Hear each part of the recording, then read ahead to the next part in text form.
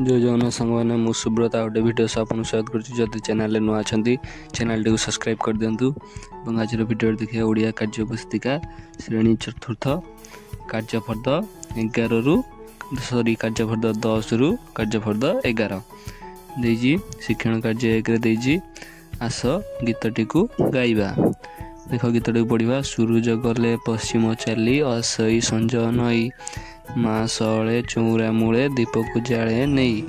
मंदिरे बाजे घंट को घंटी शुभई शुभ रंग सरसरी शंख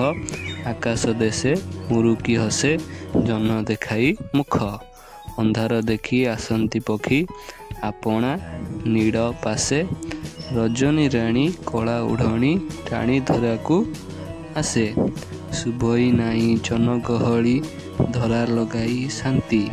शासन करे धरणी परे खुशी रे आसी राति शिक्षण कार्य केते शिक्षण कार्य देजी दुई रे देखिबा देजी पढ़ी गीत आधार रे तल लिखित प्रश्नर उत्तर को कोठरी ले लेख देजी करे कवितार केउ समयर कथा कह जाइछि उत्तर रे हम लिखिबा कवितार संध्या समयर कथा कह जाइछि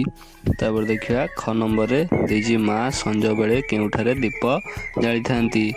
मंदिर रे चौरा मूले उत्तर लिखिबा हमें माँ संज बेले चौरा मूले दीप जाली थांती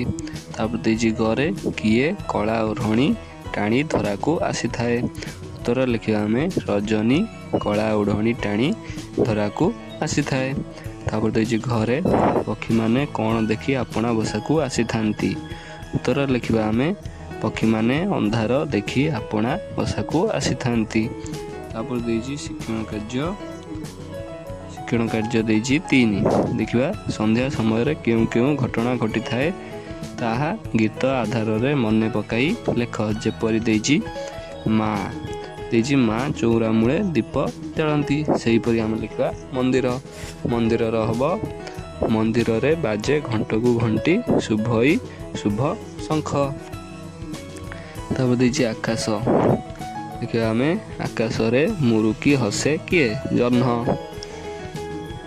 तापर लिखा रजनी रो लिखा आम रजनी राणी कला ओढ़णी टाणिकी धरा को आसी थाए तापर लिखा पक्षी लिखा कौन पक्षी माने अंधार हेले घर को निज बसा को फेरी आसंती तापर देखिए कार्यफर्द 11 देजी शिक्षण कार्य 1 रे गीत को मने पकाई बंधनी मध्य थिबा शब्द साहाय्य रे शून्य स्थान पूरण कर देजी धरा पक्षी गोटे नीड़ रजनी राणी संज लिखा अंधार देखी आसंती डेस आम लिखा कौन पक्षी माने तापर देजी आपणा डेस पासे आपणा कौन हम आपणा नीड़ पासे तापर देजी डेस कला ओढ़णी लिखा रजनी राणी कला ओढ़णी तापर देजी टाणी डेस को आसे धरा को टाणी धरा को आसे देजी शिक्षण कार्य 2 देजी कविताटी को पढ़ क स्तंभ शब्द सहित ख स्तंभर केउ शब्दर संपर्क अच्छी ताहाकु जोड़ी ग कोठरी रे लेख देजी सूरज पश्चिम आकाश लिखा सूरज पश्चिम आकाश गोटे लिखि देजी से लिखा चौरा मूले कौन लिखा दीप लिखा चौरा मूले दीप तब देजी मंदिर लिखा शुभ शंख आम लिखा मंदिर शुभ शंख तापर देजी आकाश कारटाणिया कोठी जह्न गति की लिखा आकाश कौन जह्न तापर देजी पक्षी आम लिखा कौन धरा धरा पाख कारटाणिया लिखा पक्षी धरा तापर देजी शिक्षण कार्य केते 3 संध्या समय रे की दृश्य देखा जाए मन पकाई तल कोठरी रे लेख संध्या समय रे कौन देखा जाए ना पक्षी माने देखा जाती एवं कौन जो संज नई आसने जह्न देखा जाए ये सब लिख 3 धाड़ी देछि आउ सब कौन कौन तुम जानिच लिखिपार या डेस पूरण भितर